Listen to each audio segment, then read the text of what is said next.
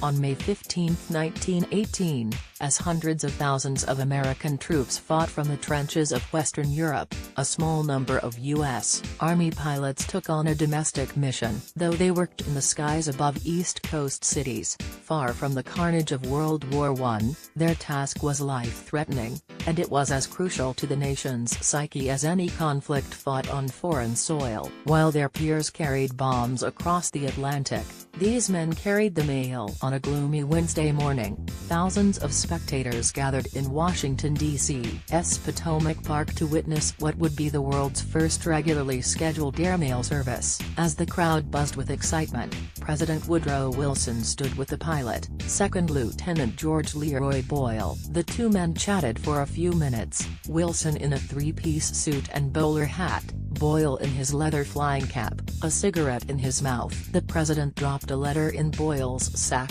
and the pilot took off for his journey from Washington, D.C., to New York, with plans to stop in Philadelphia for delivery and refueling. The flight, however, never made it to the city of brotherly love. With only a map laid across his lap to guide him on his northbound journey, Boyle turned southeast shortly after takeoff. Realizing his mistake, he landed in a soft field in Waldorf, Maryland, damaging his propeller. Officials from the United States Post Office Department, the predecessor to the United States Postal Service, drove the load of mail back to D.C., and unceremoniously put it on a train to New York. 2 days later, after blowing a second chance to fly the mail north and making an emergency landing in Cape Charles, Virginia, Boyle's time with the post office came to an inglorious end. Boyle may not have been the Army's best pilot, but his misadventures highlight just how bold of a decision it was to begin airmail service at a time when flight was still in its infancy.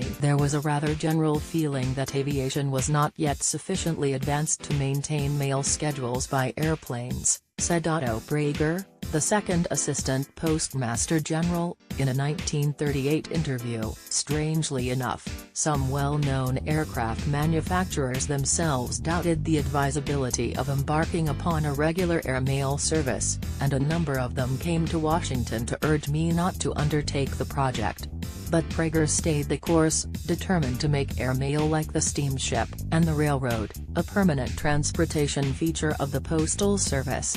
The logo for the new airmail service, a pair of wings carrying the globe, continued to be synonymous with airmail service after operations were turned over to private companies in the late 1920s. National Postal Museum. Following the 1933 short film, The Mail Pilot, Disney authorized a little Mickey Mouse mail pilot toys that were manufactured in the late 1930s with Mickey's airmail inscribed on the wings. Nancy Pope, National Postal Museum, released in 1929. This Parker Brothers board game included metal airmail planes, an airmail route map of the United States, and letters that had to be delivered. With the roll of the dice, players competed to be the first pilot to deliver their 6 letters and win the game. National Postal Museum. This 1928 Parker Brothers game is played with cards that represent cities along early airmail routes. Players try to obtain the right sequence of cities along the route,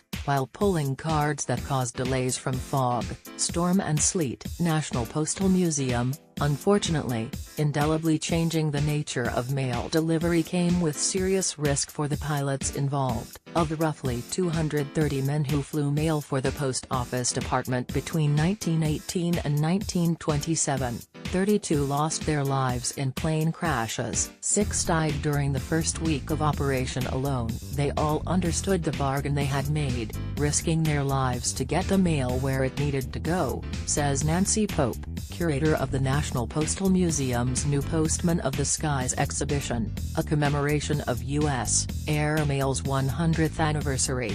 Businesses, government, banks, people, mail was how communication happened in America. This was not a universe where you're sending a postcard to your grandma because she doesn't like to text. From cover stories in the Saturday Evening Post to Mickey Mouse cartoons and board games, the new airmail service captured the imagination of the American public. Recognizing this widespread enthusiasm, the Post Office Department released a special delivery stamp featuring a blue Curtiss JN4, Jenny, biplane inside a red frame. When 100 were accidentally printed upside down, the inverted Jenny quickly became one of the most sought-after collector's items in history. Today, a single Jenny can bring in more than $500,000. At the May 1st opening of Postman of the Skies, authors Kellen Diamante and Deborah Fisher released a book on the history of the inverted Jenny, entitled Stamp of the Century, and the U.S. Postal Service unveiled a commemorative Forever stamp featuring a similar blue and red aviation scene. Everyone was talking about airmail, and it was the pilots who were the superstars of this early 20th century cultural phenomenon. These guys were the astronauts of their age, says Pope. The post office received hundreds of applications, many from men who had no flying experience but were eager to learn. Hobbled by a broken nose sustained in a plane crash a few days prior, Jack Knight saved U.S. airmail with his night flight, in a storm, over unfamiliar territory to land triumphantly in Chicago National Postal Museum. They all wanted to become household names following in the footsteps of the famous Jack Knight, the man who saved airmail. Knight's story began in the late winter of 1921. By then, the post office department's airplanes were going coast to coast, but with neither illuminated landing fields nor lights on the aircraft, the flights could only deliver mail during the day. Without advanced navigation systems, pilots had to rely on terrestrial features, mountains, rivers, and railroads, to guide their way. One would fly from Bellefonte, Pennsylvania, to Cleveland, for example, land, and put the mail on an overnight train to Chicago. The next day, another pilot would fly the mail to Iowa City or Des Moines, put it on another train, and so on, until it reached San Francisco. But Congress was not impressed by the complicated relay, seeing the whole process as inefficient, and it threatened to defund the service. Knowing his cherished airmail may be in its final hour, Otto Prager organized a well-publicized demonstration in which teams would fly day and night to transport their precious cargo. On February 22, 1921, George Washington's birthday, 2 planes left New York heading west, and 2 left San Francisco heading east. The westward-bound flights were grounded by heavy snow in Cleveland and Chicago.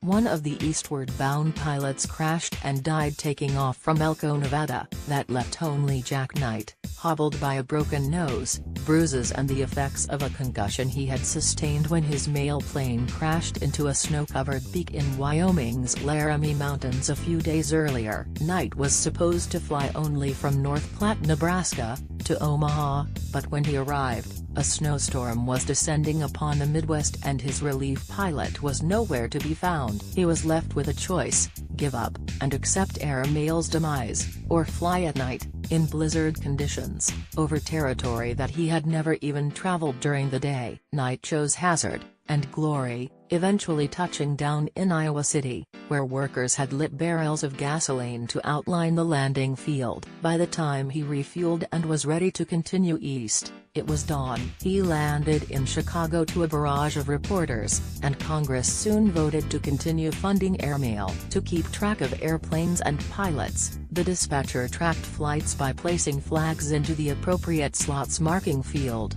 pilots and aircraft locations at the airfields in College Park, Maryland, Bustleton, Pennsylvania, and Belmont Park, Long Island, New York. National Postal Museum. Goggles were essential equipment for pilots who flew in open cockpits and could mean the difference between life and death. National Postal Museum. A pilot's cap. Postman of the Skies. National Postal Museum. Knight went on to have a decades-long career with United Airlines, America's commercial aviation industry. In fact, owes its existence to airmail. In 1925, Congress authorized the Post Office Department to contract out its service flights to the burgeoning passenger airlines, and by the end of 1927, all airmail was carried under contract. It wasn't until the mid-1930s, though, that private airlines, TWA, Pan Am, Delta, Varney, which became United, and others, could attract enough passengers to offset the cost of operating. These companies made it through their first decade thanks to airmail revenue and the former post office pilots that they employed. The post office also offered to provide the commercial airlines with the cold weather gear that their pilots had worn in flight. When one pilot, Eddie Allen, heard about this, he wrote a letter to his old boss asking for his equipment. "I would very much like to have these things which I used in carrying the mail over the Rockies for the airmail service, as a personal memento, an expression of appreciation of unusual services, for I gave the very best I had in me to the airmail service." Postman of the Skies, celebrating 100 years of airmail service, is on view through May 27, 2019 at the Smithsonian's National Postal Museum, located at 2 Massachusetts Avenue Northeast, in Washington, D.C.